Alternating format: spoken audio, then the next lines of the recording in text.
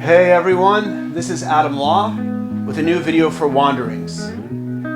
Today's video is my first video in a series on the Bible, or what we call the Torah. And I want to explore the Torah from some different angles than some of you may be used to. So I want to examine the Torah of what it teaches us about the story of the human condition.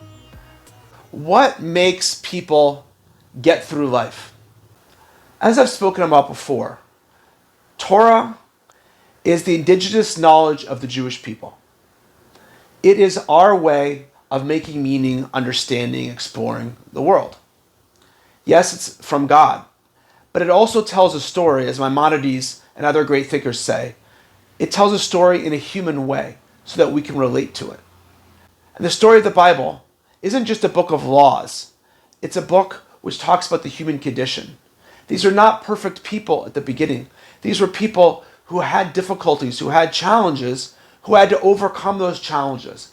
And that's what makes them great. That's what makes you great, is your character development. All good stories have character development. Otherwise, it just gets boring after a while. There's a problem. It introduces a problem with the character, and how the character rises to the occasion and gets past that obstacle and becomes a bigger person. That is the universal story, what Joseph Campbell calls the monomyth. When you look at the Bible, you understand it's a story of a people, and also individual people from the Israelite nation, from the Jewish people. It's their story. It's our story. And why other people have always tried to connect to the Jewish story, whether it's other religions, later other peoples, is because of the universality of the story. But the main reason why this is so compelling, no matter what your belief system is that everybody likes a story. Everybody likes to understand more about themselves because we're all suffering. We're all suffering. And in my estimation, one of the reasons why we have such a strange world these days where people are so interested in following other people's stories on Instagram or through movies or through videos is because we're out of touch with our original tribal traditions, our indigenous knowledge. You see, one of the biggest problems that we've had is that during the Enlightenment, we have examined everything through this Western rationalist knowledge. And religion also went under this examination. And my personal belief is that academic understandings, scientific, empirical understandings of whether the Bible is literally true or not, is totally missing the point. Because this divine document, this indigenous knowledge, is teaching us about being a person. Is the Torah true? Yes. Does it matter? What matters is, how does this light, how does this story affect and change my life? That's what matters. And this is why nothing makes me more angry than when I see these idiotic battles between atheists like David Dawkins, or these Bill Nye, the science guy, versus these fundamental religious people. If you believe so strongly in one way or the other, you're not a person, I think, with a thinking, believing in head and open heart. I think you're really lacking in those regards. Because as Dr. Jordan Peterson speaks about, the stories of the monomyths, the Joseph Campbell's idea that these stories are the knowledge of human experience passed down throughout the ages. These stories tell us so much about who we are. Now, again, as I said, I believe the Torah is a literally true document. But it's irrelevant, because what's important is the compelling of the person and the human story that's found within these stories. Dr. Jordan Peterson really speaks about, that's what he speaks about from a perspective like Frankel, is these ideas are telling the story of the human existence and the relationship with God throughout all of time. And the Torah, the biblical experience, is the indigenous knowledge of the Jewish people's encounter with God and the lessons they learned from it. That's what it is. It's a divine document, but it's telling us the stories in a way that human beings can relate to it. And that's the most important thing.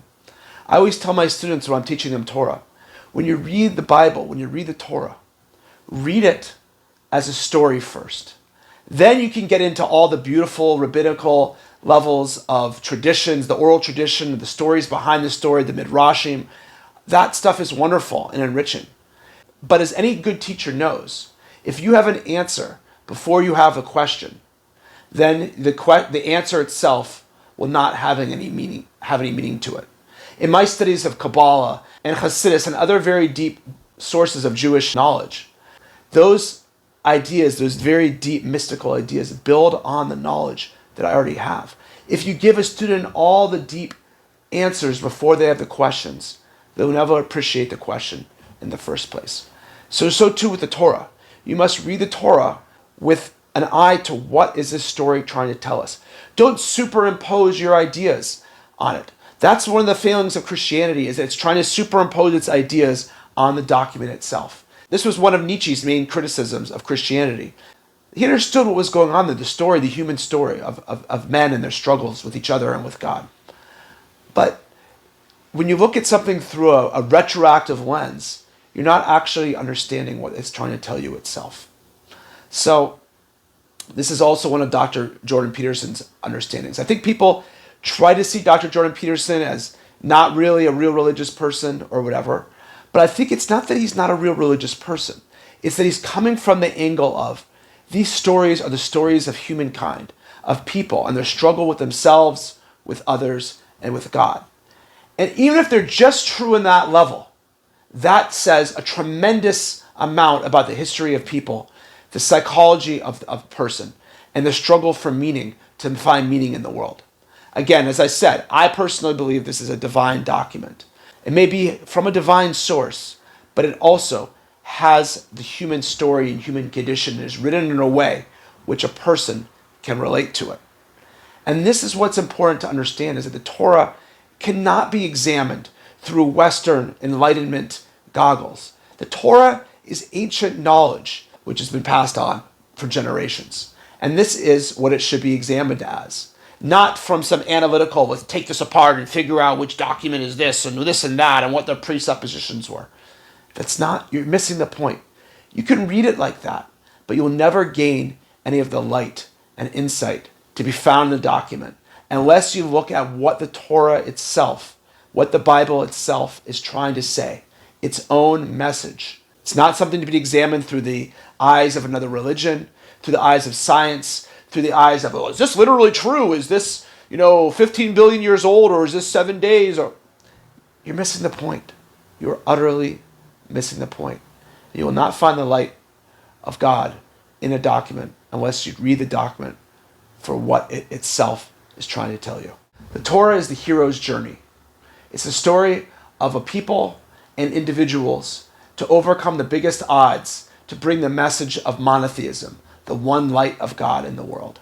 And each one of them had struggles, regular struggles which people had, whether it was family, whether it was suffering, whether it was loss, whether it was war, disease, doubt. These are the stories of man. These are the stories that we can learn from and gain meaning from. Thank you very much. This is Adam Law, and this is Volume 1 of my biblical series. Take care. Have a great day. You can reach out to me for psychotherapy and coaching as always. All the best.